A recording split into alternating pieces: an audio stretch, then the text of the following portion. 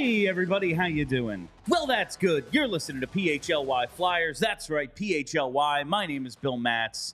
I'm your director of fun and games on this Monday morning. Yeah. This is basically like 5 a.m. Bill time. We don't do a lot of morning shows, so this is a little bit different. Joining me, as always, Philadelphia's #1 hockey beat reporter, it is Charlie O'Connor. Charlie, it's just very funny. I appreciate our chat getting started already. Dave P. Man climbs Comcast tower to oppose hockey team winning streak. That's right. Our Flyers are going streaking. They sure are. They're going through the quad, and they have now won 5 in a row. And we're going to get to all sorts of very serious and entertaining Flyers conversation. A lot to discuss. We haven't done a live show together since Thursday. And they've won their 4th and 5th straight games since then. A lot going on.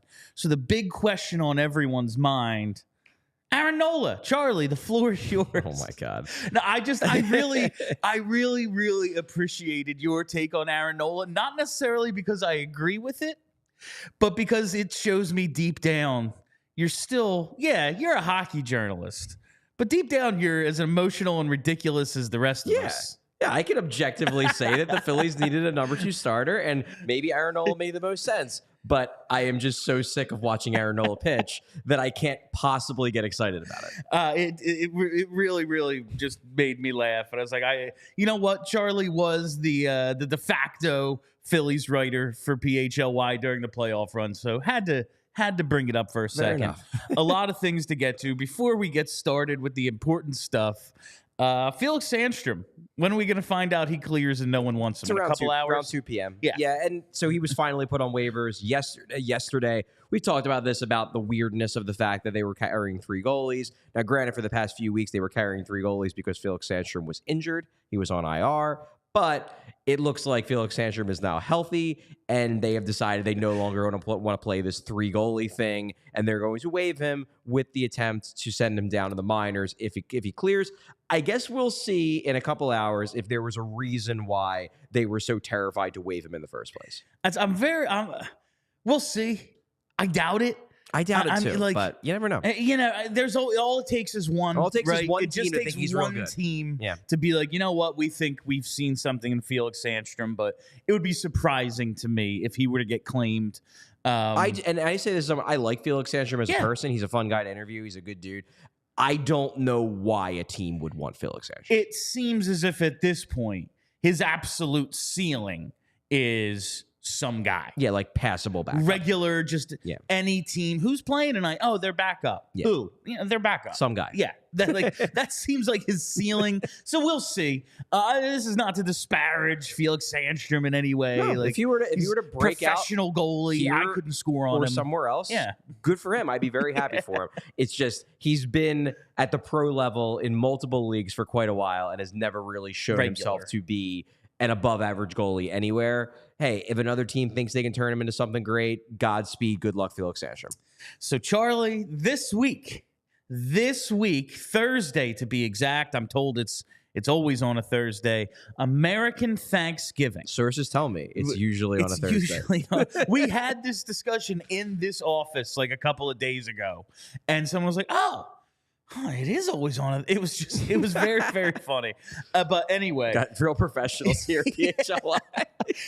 So the importance, and this being a hockey show, we must always distinguish. It's American Thanksgiving because Canadian Thanksgiving, when they discover or when they celebrate some guy's failure to discover the Northwest Passage or something.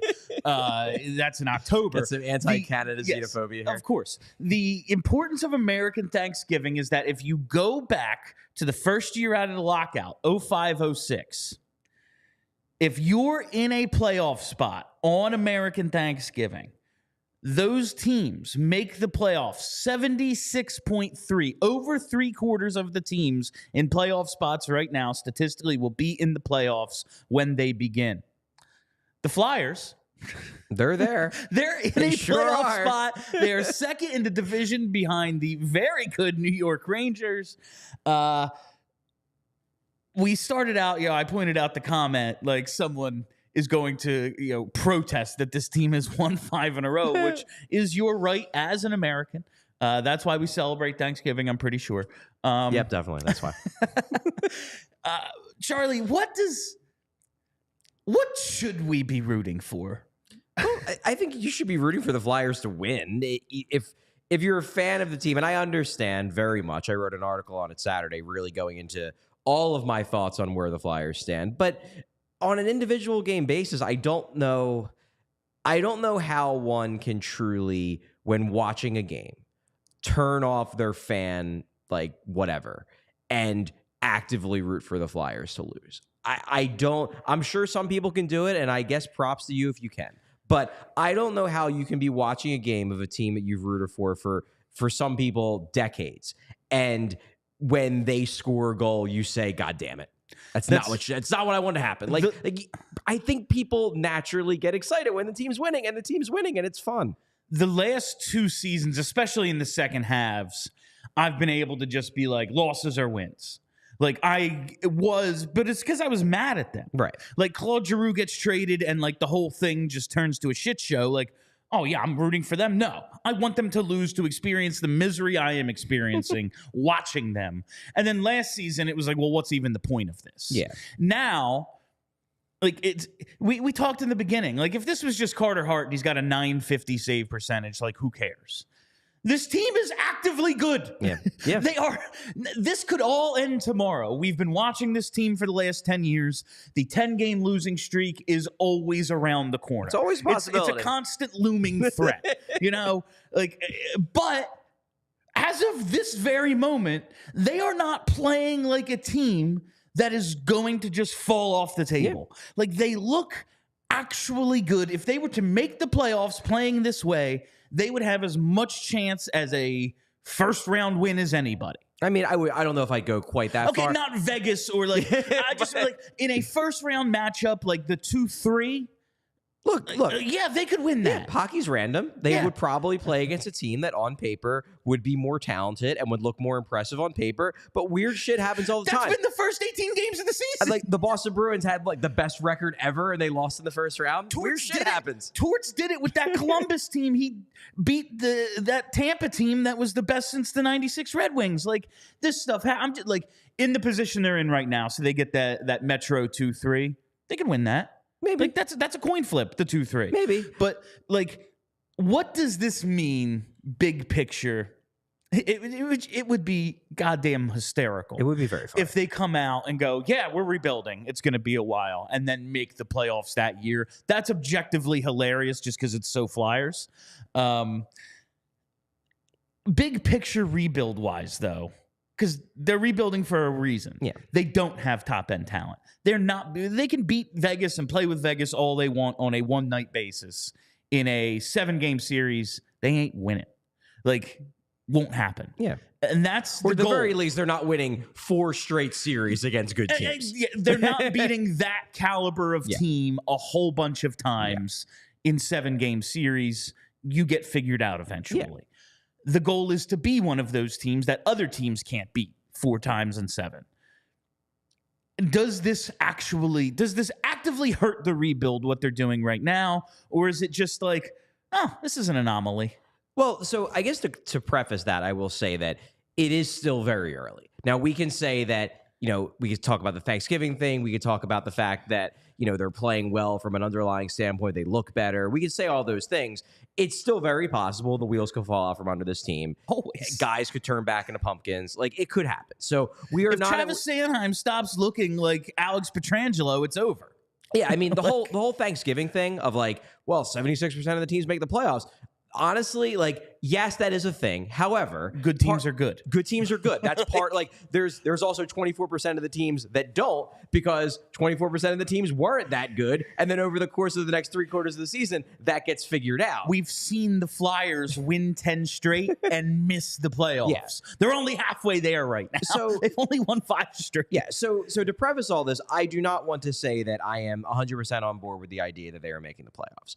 However, and this is something I really tried to dive into in the piece I published on allphly.com on Saturday, just this idea of what does it mean for the rebuild. And I just spent a good 4 3 or 4 hours after that Saturday game, after they beat Vegas, just like kind of staring at my computer and just typing stuff on a Word document, just like kind of just word vomiting. Like, okay, what does how do I feel about this? What are the implications? And then I combined it all and turned it into an outline and wrote an article on it.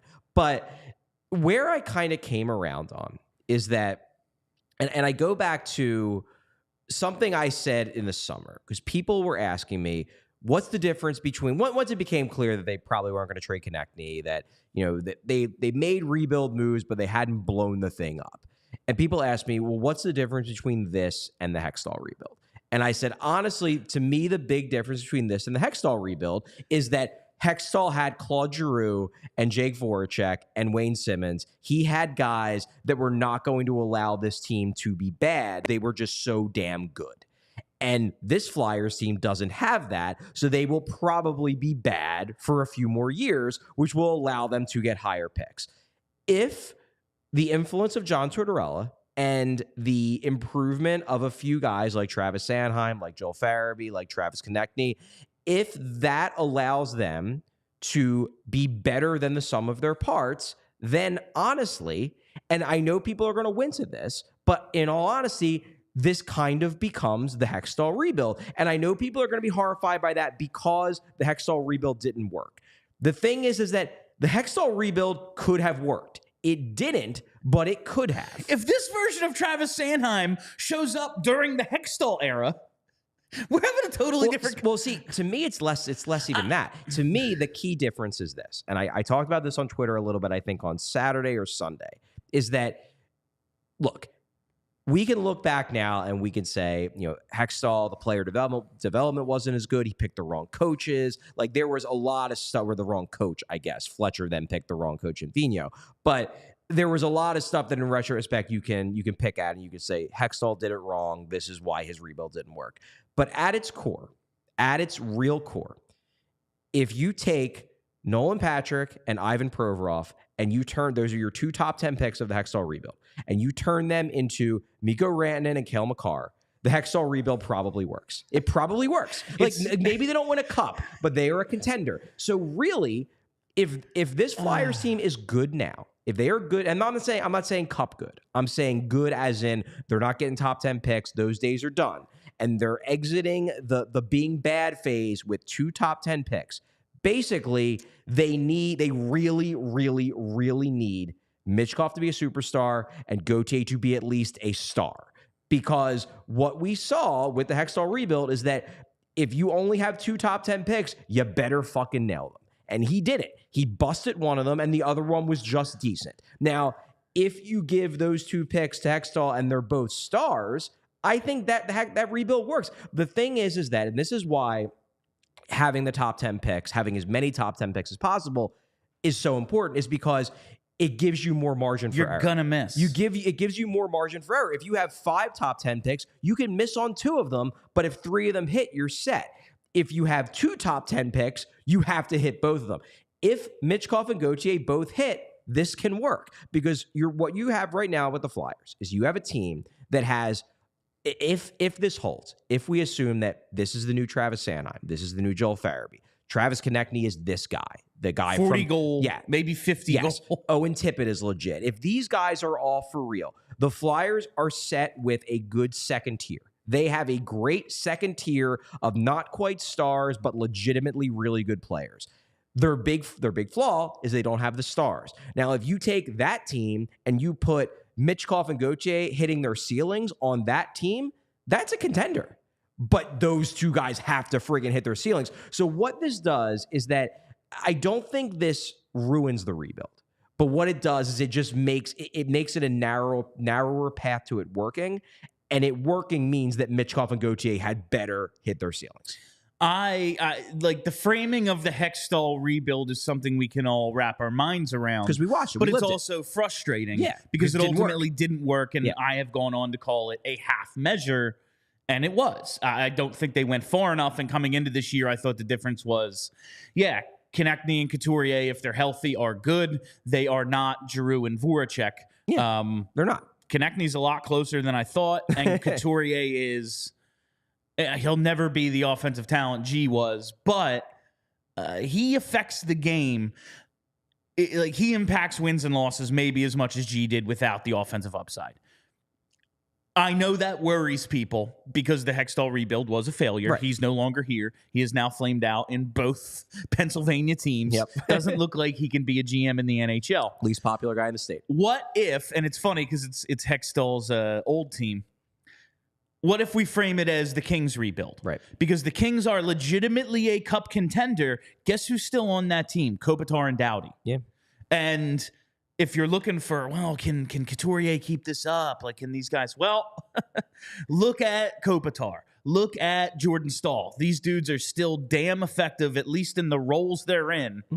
Like that, you might be able to be able to be a little optimistic about a quote unquote like not complete tear down rebuild because it has worked elsewhere, even though it failed miserably here. I think the excitement around them announcing the rebuild was we're going to do was number one, it was a plan, but number two, it was an implication that like we're going to do this differently than the last time. And the thing is that that's what I think has so many people scared. And I don't even think that was their intention. I think they built a team figuring this team wasn't going to be that good. But they're also not going to they're not going to intentionally flatten the tires of this team now that it looks better than they thought it was going to be. They're just going to let it ride. So they're kind of like falling half backwards into a repeat of the Hextall rebuild. And the hope here, if it ends up being Hextall rebuild 2.0, the hope is, number one, Mitchkov and Gauthier prove to be way better than Patrick and Provorov.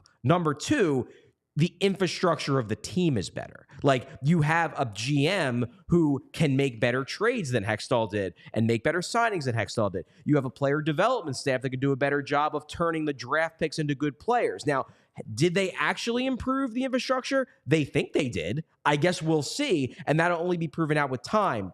But that would be their view of like why it'll be different. It's that our top prospects are better than our top prospects were 6 years ago, and the people we have running the show are more competent than the guys we had running the show 6 years ago. And to that point, like, no matter what you think of Tortorella, no matter what you think of Dave Hackstall, John Tortorella is not a first-time head coach. No, he is a much better coach than Dave Hackstall. Or at least a much better coach than the Dave Hackstall like original Dave. Yeah, like Dave Hackstall might end up being goddamn like the best coach of all time, but like in his first job, he wasn't. John Tortorella is going to the Hall of Fame. Yeah. Like these things, he's objectively better, so at least you do have that infrastructure. So I ask these questions, Charlie, and I will get to the first read in a second. I have not forgotten about it. I ask these questions to now say, if we are going to like not shift our big picture focus, because the big picture focus still has to be, how do we have a team ready to compete for a Stanley Cup the day Matvei Michkov arrives? That has to be the big picture focus in my mind. I agree. But the focus for this season, we have talked a few times about the idea maybe these guys just earned the right, at least not, you don't go out and add, but maybe you don't subtract. What does it mean if they don't sell? And looking at what they actually have to trade. Maybe you want Atkinson, Hathaway, Lawton, TK, whatever. Whoever your flavor is that you want to see traded. Those guys all have term left. Yeah. So you can easily trade them in the offseason. Yeah, trade them summer thing. Trade them next year, whatever it is. Yeah. You're looking at right now Walker and Sealed. And Staal. I forget. Yeah, Staal was, and Staal as well. Sure. That guy. He can't play for this team, but we'll see. These guys, now, Sean Walker, we're going to get to in a bit, but like, is the return of what you're going to get for these dudes who are going to be unrestricted free agents after this season worth the, oh man, like they have a good culture going right now. Yeah, they have a good thing. They do. Is it worth taking them away to maybe, oh yeah, we got a couple of second round picks for Sean Walker? Is that worth not giving these dudes the experience of competing for a playoff run? Again, this is something where, like, let's see where they're at in January. Let's see, this is all hypothetical down the line shit. I mean, to me, if I'm the Flyers, like, if the Flyers are still sitting in a wild card spot come the beginning of February, like, I would say, I think you could very easily, even if they're in the mix, you could very easily justify and not not position it as a, oh my God, we're selling. But you could very easily justify selling one of Sealer or Stahl because they just don't have enough spots for everybody. Yeah, and they're not just that say, good. Yeah, and just say like, hey, if anybody wants a vet to be their 7, we have like 8 now that Risto's healthy or whatever. Here, take Stahl for a 4th round pick or whatever. Here you go. That would be easy. The real question to me is on Sean Walker. Like Sean, and we'll get into him in more in depth a little bit later because I wrote a feature on him that got released today at allphly.com. Real good. Check that out. But Walker's the big one because he's playing such a big role. He's playing so well. Now, granted, he could turn back into a pumpkin in a month or two. You never know. But assuming he's still playing this well, he's the fascinating one. Because if you trade him, you are kneecapping the main reason why your second pair is doing so well, and you don't have a deep blue line in terms of guys who can carry pairs. It's basically Sanheim and Walker right now, and that's it.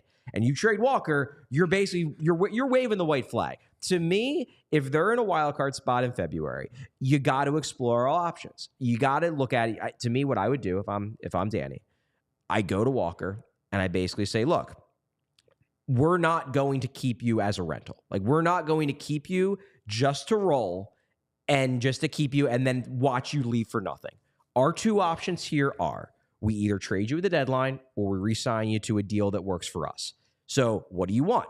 And you find out what they want. If their ask is way too high, then you say, okay, we're going to start shopping you. And you kind of weigh that. Then you have an idea of, in the market, what is this guy worth? Like, what can we get for him? Because if other teams look at Sean Walker and say, yeah, he's having a good year this year, but like, don't forget, last year, LA couldn't give him away. So we'll give you maybe like a third. Then maybe you look at it and you say, we'll keep him, whatever. If teams are offering you like a conditional first, then it's like, okay, now, Sean, if you want to stay in Philly, like, you better give us a sweetheart deal. And kind of use it as because I think Walker likes it here. I think he loves playing for John Tortorella. So maybe you work it in a situation where you basically say, we're keeping you and letting you leave for nothing off the table. It's either we trade you or we re-sign you, and then try to kind of play those 2 things off each other. That's what I would do if I were Danny. Man, it's very exciting talking about this team right now, the possibilities. Could they be in a playoff spot? You can check it out for yourself, and the best way to do that is by using GameTime. Listen, buying tickets to your favorite event shouldn't be stressful. GameTime is the fast and easy way to buy tickets for all the sports, music, comedy, and theater near you. With killer deals on last-minute tickets and their best price guarantee, you can stop stressing over the tickets and start getting hyped for the fun you'll have. They have a couple of home games coming up. The one I always enjoy is that Black Friday matinee game. Yeah. Always a good time. The Rangers coming into town. This could be a battle for first place. Who knows? This could be an Eastern Conference final preview. Who is to say? I don't think it would work that way. They'd have to meet in the second round. Yeah, well, right? the Flyers would have to go to the wild card and then get flipped to the other bracket. Well, I guess it's theoretically possible. It's theoretically possible. But either way, it's definitely possible for you to check it out with GameTime, because GameTime is the place for last-minute ticket deals. Forget planning months in advance. GameTime has deals on tickets right up to the day of the event. Black Friday, you go out, you get all your shopping done and say, honey, let's go watch some hockey now. Open up GameTime. It's like 2 clicks. Boom. You know exactly what you're spending right away. You would have to be like at there at midnight. You have to do all your shopping in the morning. Then you take a little nap. You wake up for the 1 p.m. start. It's perfect. Yeah, it's absolutely perfect. And you can get exclusive flash deals on tickets for football, basketball, baseball, concerts, comedy, theater, and more. And the GameTime guarantee means you'll always get the best price. If you find tickets in the same section and row for less, GameTime will credit you 110% of the difference. So snag the tickets without the stress with GameTime. Download the GameTime app, create an account, and use code PHLY for $20 off your first purchase. Terms apply. Again, create an account and redeem code PHLY for $20 off. Download GameTime today. Last-minute tickets, lowest price, guaranteed. All right, Charlie, we've basically talked the Sean Walker conversation, but we really have to get into the season he's having right now, because it's unbelievable. Like, if he's Danny playing really well. Like, one of our mailbag questions that we will do Mailbag Monday on Tuesday is like, well, are you a little worried about Danny Briere's talent evaluation? Because he was basically ready to give away Travis Sanheim, and now Travis Sanheim's a number 1. Everybody was ready to give away Travis Sanheim. If you saw this coming, you're a goddamn genius. And if we're gonna say ding him for Sanheim, I don't care if it was a throw-in. You have to give him credit for Sean Walker. Yeah. Like if one means you have to do the other. Also, I'm probably the biggest Travis Sanheim fan like around, and I was like, "Hey, if you can trade him, get out from under that contract ASAP." Charlie is the Sanheim defender in this town, and he was like, "Jesus, this deal." Like no one's. But anyway, so the idea of this contract extension, the possibility of this, Walker, you're talking about for Sean Walker, yeah. I just wish he was 26 years old. Yeah, that would be like, better. This it would just but if he was 26 years old, he probably wouldn't have got thrown into that deal. Probably. It's just, it would be cool if they could keep him. If it shortens the timeline, it's one less thing you got to look for. We're not just like, all right, Oliver Bonk has to be a hit. Or like, you have something. It just doesn't fit. There's no way. Maybe you could go and sign him again in the offseason. But for me, a 29-year-old right-handed defenseman pacing for half a point a game, this is what every team is looking for at the deadline. Literally everyone could use one of these except apparently the Kings. Like, this is the thing. Like, this is found money. It is. And he's 29. He's an unrestricted free agent. I read your article. You know, he hasn't signed. His unorthodox path to the NHL means he's never signed that big contract. Yeah. This is it for him.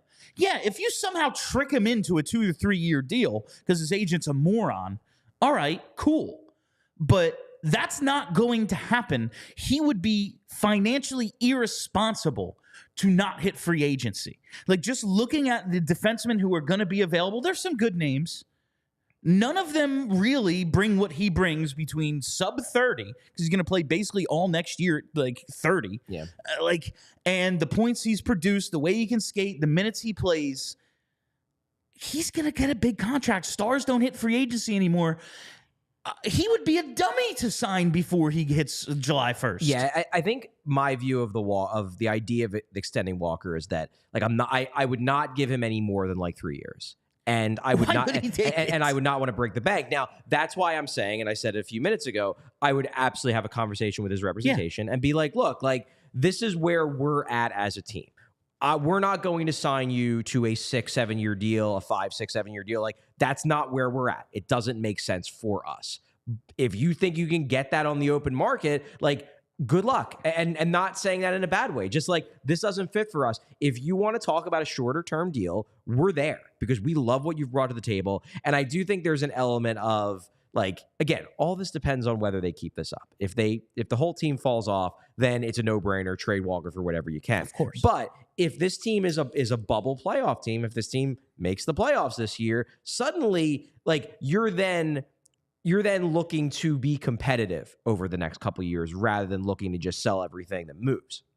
So you'll want a guy like Sean Walker, if he's legit, if this is really his new normal, you'll want him in your top 4. So I get why they would broach the subject of an extension, but I do wonder from your perspective, like, what would that deal look like? I certainly don't want them to overpay him because, look, I love what I've seen from Sean Walker. It's been 18 games. He's 29.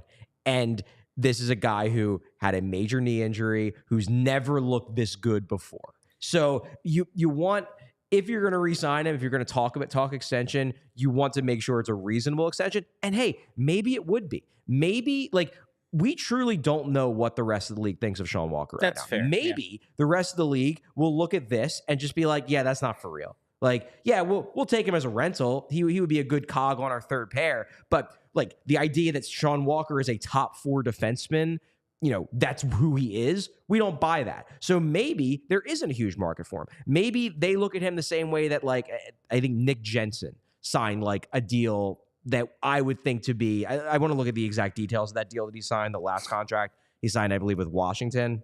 But maybe that's how teams around the league would view Sean Walker. And if that's the case, I think the Flyers, yeah, it could make sense. But you obviously want to avoid something with, like, serious term, big money. And I have a couple of things. Like, first, a quote from your story from him. It's not, there's a Sanheim quote in here. I can't wait for everyone to come across. But this is a quote from Sean Walker from your story on him. It is my contract year as well, so that's something too. I've got to show this organization, and if this isn't where I end up staying, other organizations that I belong in the league, hopefully I can do that for a long time. Yeah. Noting it's his contract here and saying for a long time, and other organizations tell me he wants his goddamn 7 years. He would like term. He would like term. And who wouldn't? Yeah, but yeah, going back to Nick Jensen, I just looked it up. So he signed in 2019, so that would have been when he was 29. He signed a 4-year deal worth $2.5 million a year. Then Washington kept him, I believe it was last February, on a 3-year deal worth $4.05 million a year. Like, if that's the ask from Sean Walker, like those deals to me are perfectly fine. Neither of them were super long term. Neither of them broke the bank. If that's where his market value is, that could work, both from a term and a value standpoint. If you talk to his camp and they're like, the only way we're going to give up on free agency is if you give him a 6-year deal worth $5 million a year, it's like, okay, bye, Sean. We're going to trade you. And I guess now it gets to the conversation of, do you think this is for real? And again, this is time will tell. We will find out the answer to this question, but I want to know right now. Okay. Because listen, Torts maybe has unlocked something in Walker. It's totally possible. I'm not saying this is a fluke because I'm watching and I'm watching a good hockey player. Yeah, you're watching a guy playing really well. Like, this isn't just a bunch of lucky shit happening. Agreed. And it's like, oh, what's happening? Like, he's playing really freaking well. Yeah. But you do have to get back to, like, you look at his pedigree and you do have to acknowledge the possibility that this is the absolute best we ever see him play. True. This man was not only undrafted in the NHL, undrafted in Canadian Major Junior. He's never been thought of as this high-end guy that we're seeing right now. He's got 10 points in 18 games. He had 13 in 70. By fucking Saturday, he's going to have more points than he did last season. Yeah, right? Like, that's just what it's going to be. He's on a 46-point pace. He averaged a 24-point pace in his first 232 career games. Yeah. That's not a small sample size. There are differences, though. He averaged under 17 minutes a game in his first 5 seasons in the NHL. He's over 21 right now. Also, he's getting special teams time. He's on the power play, which is wild. And he doesn't look terrible. He had 1 shorthanded assist, 1 power play assist last night. 4 of his 10 points have come on special teams. He had 9 total special teams points prior to this season. He's just getting more usage, and he's taking advantage of it. Also, you talked about the knee injury and how that kind of bumped him down in your article. Let us not forget the role COVID could have played in his development. He played 39 games in 18-19. Then he has the 70-game season, 19-20. He's breaking out. And then all hell breaks loose globally. Yeah, it gets paused. Who the hell knows what he could have ascended to? And then, of course, he comes back, he gets injured, and the Kings are absolutely freaking horrible the first 3 years he's in the league. So how can you really? I bet you think everyone on those teams stunk. So all this is to say, I think he might actually be for real. He might be an outlier, late bloomer, 29. We're actually seeing what we have in this guy. We need look no further than the man playing more minutes than him on this team, Travis Sanheim. Some dudes take longer. Yeah. Some dudes take longer. I think he's for real. I also think they have to trade him. Still think they should trade him. I just don't see a scenario where it makes sense for either side. It's fair.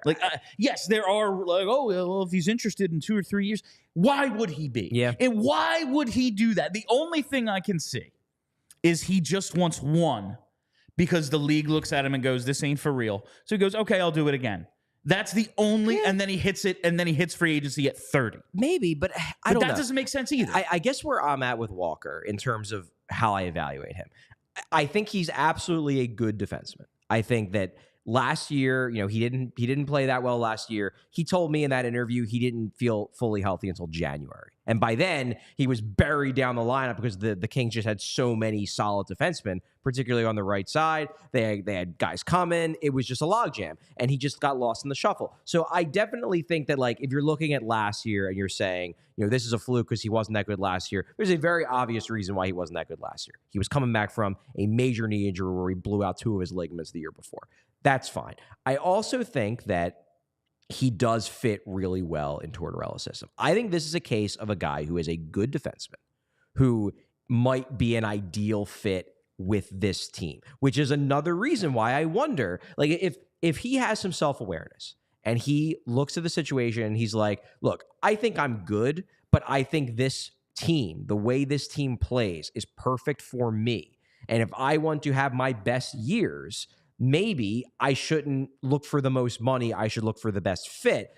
I think, like, the one thing that John Tortorella said, that Walker said, that even Walker's teammates told me when I was doing this interview, was that it's the aggressiveness that makes it all work, because John Tortorella has been screaming from the heavens that he wants his defensemen to play aggressive. He wants them to pinch. He wants them to kill plays in the neutral zone. He wants to carry the puck through the neutral zone. He wants them to activate in the offensive zone. And we talked about guys like Cam York, where Cam York, when he showed up last season, he didn't believe that that's actually what Tortorella wanted. Well, Sean Walker comes in, and this is a guy who probably his whole career had been told not to do those things. He comes into the Flyers, and he shows up at camp, and John Tortorella is saying, do all of these things. And Walker's like, well, shit, that's what I've always wanted to do my whole career. And then he goes out and does them and shows that if he's allowed to do everything that he's always felt plays to his strengths as a player, he can be a darn good player. I think that's for real. I think there's legitimately a really good player-coach stylistic fit here. So I think that let me put it this way. I think if you traded Sean Walker to another team, I do not think he would necessarily replicate. They would maybe have buyer's remorse. This level of play. I think he would still be fine. I don't think he would be this good. But I think he just may have kind of lucked into a situation that can get the most out of him, which is why, again, maybe he evaluates the situation and says to himself, you know what, this just might be the best fit, and I will take a little bit less to stay for 2-3 years because I want to have my best years under John Tortorella, a coach that trusts me and a coach who tells me to do the things I already want to do on the ice. And just like the aggressiveness, like the jumping in the offensive zone, all that stuff we've seen. I just look at his shorthanded assist last night. That was a great play. The way he sprung that 2-on-0. Yeah, it was fantastic. Look where he was. He's on the penalty kill. Yeah. He's a defenseman. He's at the blue line. Like, that's what Tortorella's looking for. Exactly. Maybe it really is the perfect fit. It might be. It's funny, actually. So I had the 3 stars of the game last night, and I was so, like, because I went back and forth, and probably like a few minutes into the third period, I'm like, I know he only had 2 secondary assists, but I think I'm going to give Sean Walker the first star. I think he's been the best player on the ice. And then he had that awful turnover and penalty, and I'm like, I have to bump him down to 2. Like, I know they didn't score on the power play, but like, that was just such a, like, it didn't overshadow all the other good things he did, but it's like, after that play, I can't put you at number 1. Charlie, what I'm laughing at is that you take something so stupid as the 3 stars so seriously. I very much appreciate that about you. We're talking, you know what? It's Sean Walker looking to collect his next big paycheck, but I am calling all card collectors right now.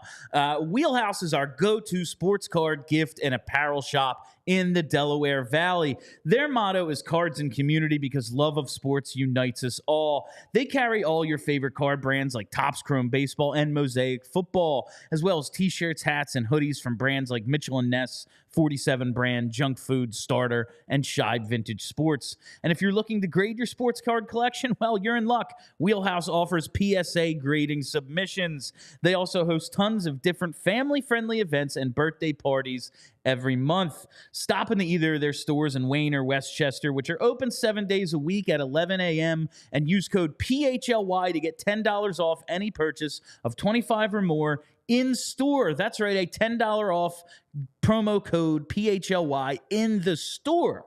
And also be sure to give them a follow on Instagram at Wheelhouse Cards. You know, Black Friday coming up. We're all like, oh, well, I'll just do some shopping online, this and that. Go to the brick and mortar. Use your in-store discount code. You won't be disappointed in Wheelhouse Cards. Where were we, Charlie? I've totally lost my train of thought. Well, we were talking about Sean Walker. Yeah, Sean Walker. I think we were moving towards talking about the rest of the defense and slowly but surely getting to that great Travis Sanheim quote. Do you even want to give the Sanheim quote away, or do you want to let people find it on their own? It was funny. Now that we're talking about it, we need to say. We could talk. Basically, like, I interviewed Travis Sanheim for this piece, and it was one of those quotes where you kind of like do a double take. Like there's that. You know, you're on the record, right? I mean, it was on the record. Yeah, no, but, I mean, like you're asking him, like, you know, I'm recording this. I think like there's that clip from Family Guy, like original Family Guy, where like Brian accidentally says like upside down face about the kid, and then Stewie just like looks at him and like slowly turns his head to like this ridiculous degree, like, oh my God, you actually said that. And that was kind of like my reaction to Sanheim saying this. So the impetus behind this quote was John Tortorella told us when I was in the process of coming up with things for this piece, when I was basically just like digging about Sean Walker. He told us that one of the things he loves the most about Walker is how competitive he is. And that we in the media don't see it because we're up in the press box, but you can really tell when Walker comes back to the ice and he had a shift that he doesn't think was good enough in his estimation.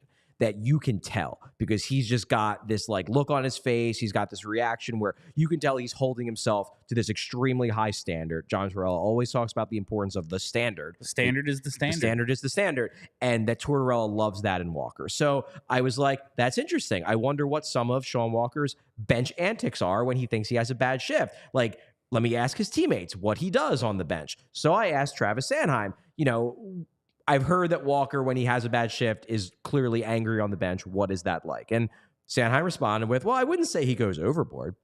I think it's more he knows when he could be better. I think it's a good thing. It's good when guys recognize their mistakes. I've seen it the other way when guys don't recognize their mistakes and then think they played a perfect game. I think he does a great job at recognizing that. And like Tort said, he's very passionate and competitive. And was the timing of this article purposeful for perhaps the Flyers' opponent a night ago? I mean, no, but it was perfect because I don't think we all know who Travis Sanheim's talking about. Yeah, it's Ivan Provorov. It's Ivan Provorov. And the thing is like I didn't even feel like I had to in the piece highlight it because I knew that people were going to read it and immediately know like the reference here. And look, is it possible that Travis Sanheim was talking about some nebulous person that he remembers from his junior hockey days? Sure. But I think he was probably talking about Ivan Provorov. Yeah.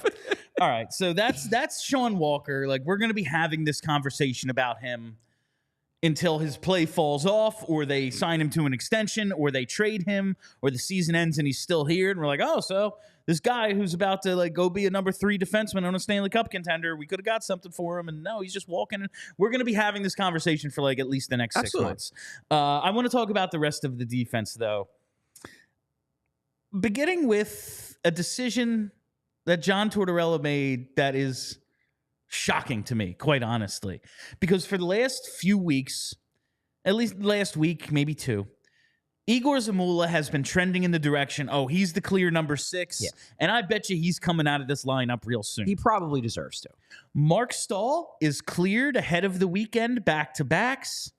We do not see Mark Stahl. Now, I want to give you my conspiracy theory first. Mark Stahl is actually not cleared. And they're doing this to curry favor with the people. They're not giving any of the kids a chance. They're scratching Brink. They're scratching Frost. And it's, well, we're leaving Zamula in. Look. And it's like, you're leaving him in because you have to. Now, I don't believe this is actually what's happening. It's a conspiracy theory I want to put out there so I can be the one who said they said it first. But this decision to keep Mark Stahl out of the lineup, is it just they're winning? Because we saw him make other changes despite them winning, beating the Stanley Cup champs and then taking Morgan Frost out. Mark Stahl's available. He's towards his guy. Zamula hasn't been great leading up to this. What do we make of the decision-making here? I do think he is cleared. I absolutely think he's cleared. I don't think this is some conspiracy theory. I do think that part of it might be that they're waiting to see what happens with Sandstrom before because Stahl is still technically on injured reserve right now. Okay. Now they could easily pull him off. They have enough space in their 23 man that they could pull him off, but maybe they're waiting to see, like they're waiting to send Sandstrom down or lose him entirely before they pull Stahl off injured reserve, knowing that Ristolainen is coming back soon. That's possible. That said, this just plays into the whole thing. And I talk about this in the piece that I wrote on Saturday about the rebuild and about how well they're playing.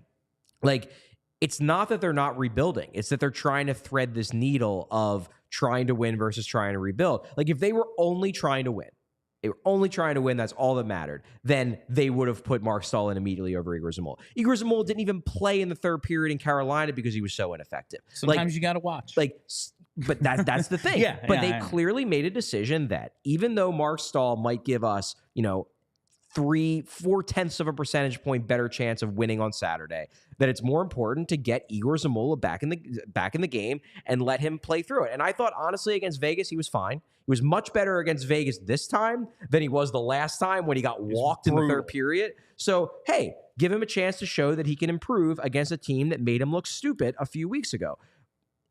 With Zamula, though, he probably does need to sit for a little bit. He's not playing that well on the whole. He's had some good games, but he's had some really rough He's bounced back since we were like, ooh, he's coming out. Yeah, well, the Carolina game was real bad. Yeah. And then the weekend happened, and it's like, oh, it's not that bad. He's fine. He can stay in, but it's just very odd he got that opportunity when, Morgan Frost doesn't score a point, he's out. It's just, I find this whole thing intriguing. That's the only way I can put it. It's intriguing to me. But it shows that it's not that they're not rebuilding. He told us he's not going to lose sight of the kids, and he's not. It's that they're trying to weigh all these things. And look, as John Tortorella said on Friday when we really grilled him on this, he's like, look, this is our philosophy. You can agree with it, you can disagree with it, but I'm going to tell you straight up what we're doing.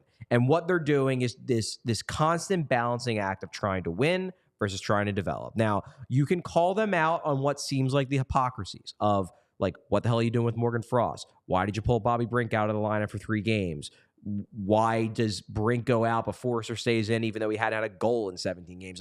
That's fine. And you can pick at it, and we're going to pick at it. But I do think that the Zamula versus Stahl situation does show that, they're not ignoring the needs of the kids. They're just looking at it on a case-by-case basis, and sometimes we're going to agree and sometimes we're not. We're trying to peer inside the Flyers locker room, but all you got to do to get into our locker room is go to PHLYLocker.com for our Black Friday sale. That's right. We are having a blowout sale for the Black Friday and the weekend thereafter. 25% off everything. And if you spend $75 or more, you see it right there if you're watching on YouTube. You get a $15 gift card for later. And this is a personal thing for me. We don't have copy we're supposed to read for this. They're just let's promote the sale. Yeah. Go buy the one Flyer shirt that's available. It's a very cool 16-bit NHL 94. Yeah, the old school video games. Bobby Clark rendering, basically. I don't know if we can say Bobby Clark, but it's a dude in orange and black wearing a C and number 16. Yeah, pretty clear who it is. You can guess who it is, probably. Go get that so that they take some of my ideas for other Flyer shit, and we can actually have not just be the little brother, the Flyers. Yeah. The Flyers are good right now. Show some support to us. Show some support to the Flyers. Go to PHLYLocker.com. No better time than Black Friday for your 25% off sale, and get the Bobby Clark shirt. So that's that. Speaking of Bobby Brink. I want to just talk about this whole rotation. We don't have a ton of time left in the show, but this entire rotation, I brought this up to you last night, but it's hard to have these in-depth conversations when you're on ECAM and I'm here. Yeah, agreed. I'm done with the show. I'm just trying to set you up so I can go home. So I asked about Poehling, specifically Ryan Poehling's place, because he is now the team's 3C. Noah Cates bumped down to 4. Morgan Frost is... he's a bubble guy. Bobby Brink finds his way back in, scores a goal. I think Brink is... I compared him to maybe Leo Carlson last night. Maybe they're just not going to play him in every game, but he's clearly one of their best forwards. Which would be fine. And the fact that he came back in on Sunday does lend credence to that theory, because... Normally, you would never. Not only did they win on Saturday, they took down the freaking Golden Knights. They beat Vegas, and it wasn't luck. Yeah, they hung right with them. Listen, Vegas is better. Yeah, of course they are. But they played with them the entire game. Yeah, and they did before too. Yeah, but and they bring Brink back in anyway. They bring Brink in regardless, which shows you that maybe it is partially an intentional rotation. They're just managing him. Maybe. Yeah. But with this idea of Ryan Poehling, maybe Ryan Poehling is only a fourth liner. Totally possible. But there is a chance he could be a 3C in this league. Yeah. He's only a couple months. He's 3 or 4 months older than Morgan Frost. No, it's possible. Sure. Morgan Frost might have a higher end possibility of being an effective 3C in the NHL. but he has a 0% chance of doing it here. I am coming to this conclusion because it's what they're telling me. Yeah. It actually doesn't matter if Morgan Frost is good or bad. He's just not going to do it here, so it doesn't matter. Ryan Poehling, probably not going to be the 3C, but he has a non-zero possibility of a future role here, regardless of what it is. So his development, his playing time, whatever you want to categorize it as, is just more important because he could be a future piece and Morgan Frost will not be no matter what. I mean, that's fair. But again, like the only reason why we're saying that Morgan Frost can't be a future piece is because they don't it's kind of like a chicken and egg thing. It's because they don't believe he can be a future piece. Like he could be a future piece if they gave him a shot. And look, I've expressed my skepticism multiple times about Morgan Frost's fit with this team. All I want is for them to give him a chance to show whether he can or can't be a part of this, and they continue to jerk him around. I feel bad for the kid. I do. But at this point, it's pretty clear that they view Morgan Frost as an offense-only guy. They do. And as I broke it down on the show yesterday on the postgame when I came on, I really think what it boils down to is they wanted to give Poehling a shot in this offensively oriented role, which leaves one spot available, fourth line center. They don't think Frost can play that role. They know Cates can, so Frost comes out. And then Frost comes back in, Brink, whatever, but they look at Brink as an offense-only creative guy. So if they're going to bring back in an offense-only creative guy, the offense-only creative guy who's in the lineup is coming out, and that's Morgan Frost. Look, at this point, it's getting harder and harder to find where Morgan Frost fits long-term. I feel bad for the kid. I would like nothing more than just to give him 82 games this year, sink or swim. If you do well, you stay. If you don't do well, we move you. And also there's the fact that if he's not playing, it's only going to lower his trade value further, which isn't the greatest way to manage an asset. But the other thing I go back to, and I also said this on the postgame show if you didn't watch, as much as I think that the Frost situation is being mishandled, and I do, the fact of the matter is that when he's out of the lineup, I don't miss him. Like I don't miss him. When he's not playing, it's kind of like whatever. They don't really miss a beat without him. And it just serves as a reminder that, like, look, I think they could be handling the situation better. I also don't think Morgan Frost is essential to this team's future. And like in theory, again, like Morgan Frost, higher end possibility of being a 3C in this league. But this is why John Tortorella is here. Yeah.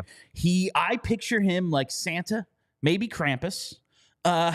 Nice list and naughty list? Yeah, like he's got the nice list and he's got the naughty list. And unlike an elf, there ain't room for everybody on the nice list.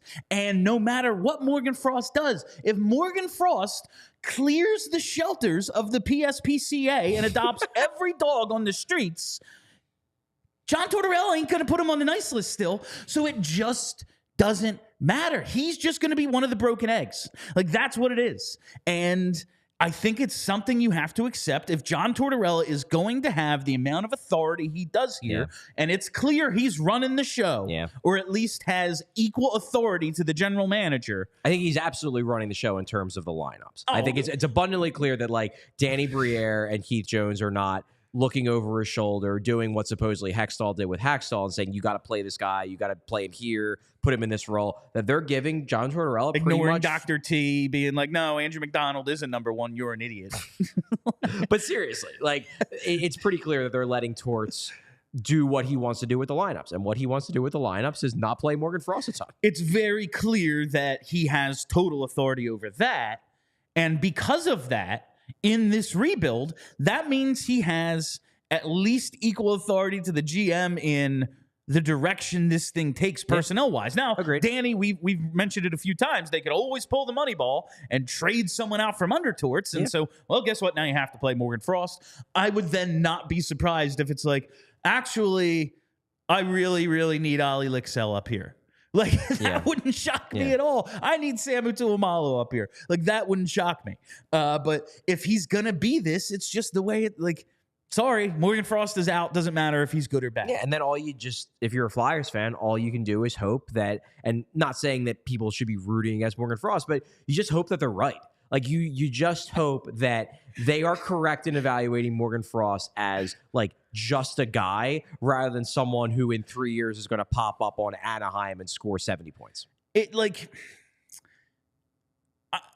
yes and no.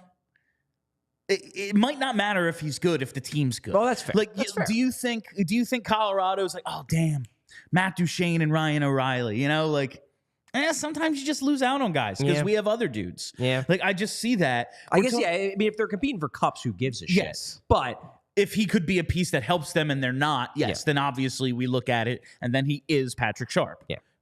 We're talking it might not matter if Morgan Frost looks good, but it does matter if you look good, Sure and does. That's why you got to shop at FOCO, because FOCO is the absolute best officially licensed gear for all sports and fandoms. Whether you're looking for team apparel for the season ahead, they've got overalls, hoodies, hats, sunglasses, and bags, whatever you need for game day, or maybe you're in the market for some of their toys, collectibles, and novelty items for your man cave, she shed, or podcast set, you've got to use FOCO for all your team gear needs. FOCO always has our back for Philly sports, and they have yours too.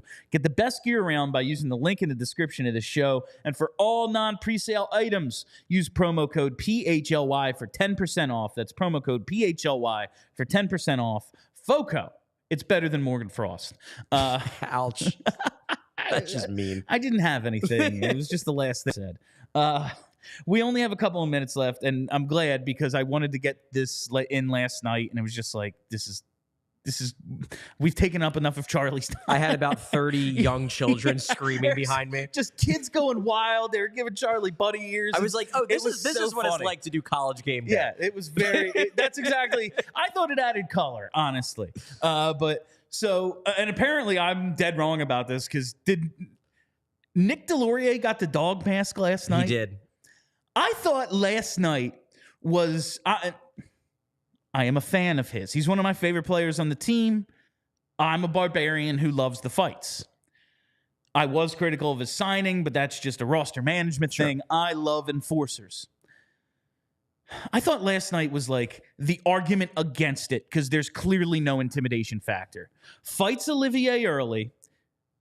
Okay. Nice little scrap. No one really got anything in. Olivier played a little bit of defense, used his reach to keep him at bay. Whatever. Later in the game, Delorier on ice. Scrum in front of the Flyers net. Sanheim, gloved punch to the face. There's some pushing and shoving. There's no retribution. Tyson Forster, boarded, clearly. No penalty. Pushed from behind, head first into the boards. Nothing. Delorier on the ice. Olivier trying to start shit with Hathaway. Beating him up.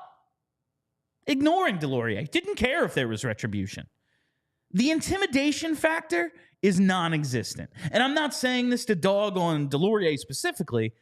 You're seeing it in Toronto. They're already scratching Ryan Reeves. And, like, Brad Marchand's taking runs at them, chirping their bench, and, like, no one's doing anything about it. Like, I thought last night was an argument against Delorier being a staple in the lineup because ain't no one was protected out there last night. Look, what I can tell you is that, and the fact that he got the dog mask shows this. I'm wrong. The players believe it. Like whether it exists or not, I the know. players believe it. The players probably would look at that and say, "Man, that Olivier guy was running all over the place. Imagine how bad it would have been if we didn't have Delorier." I'm just saying. Gonna pull a gun? No, but I'm just saying that's the way play. Like, and look, part of the thing with the dog mask, this is the way it always is in the locker room. Is the way it's given out is the guy who had it the last game gives it out, and I believe it was Sealer. Yeah. So Nick Sealer is obviously given, his mentality, his way of his style of play is going to be more impressed with someone like Delorier, who is more akin to the way he plays the game. Nick Sealer owes everything to Delorier because that is true. I forgot about that. Because fighting him made his career. All right. Listen, I just wanted to get that. It's not like the most important thing. You might be right. All I'm saying know. is that the players disagree. It the players pains me. love having someone like Delorier on the team. It pains me because, like, I always saw myself, if I was, and I didn't play past high school, if I was going to be a player, I would be that guy. Yeah, I never be Frank saw Bialowas. myself scoring goals. Yeah. I was going to be protecting my teammates out there. I just saw what happened last night and was like, this is not a great argument for lineup staple The Nick fight Delorier. that he had when it was just like they got tired and they patted each other, that was I really love that. funny, though. Oh, no, that was really funny. It was great. It was awesome. I love it. I'm just like, if Delorier has to be in the lineup every night, like if that's the argument, last night I would roll the tape. All right, that is all the time we have for you on PHLY Flyers for today. Thank you all for listening. Thank you for hanging out. If you haven't already, hit that subscribe button. You know what to do. Follow us right here on YouTube. Follow us on Twitter at PHLY_Flyers. Make sure you're following the podcast wherever you get those. You know what to do. All right, my name is Bill Matz. For Charlie O'Connor, suck it, Andy.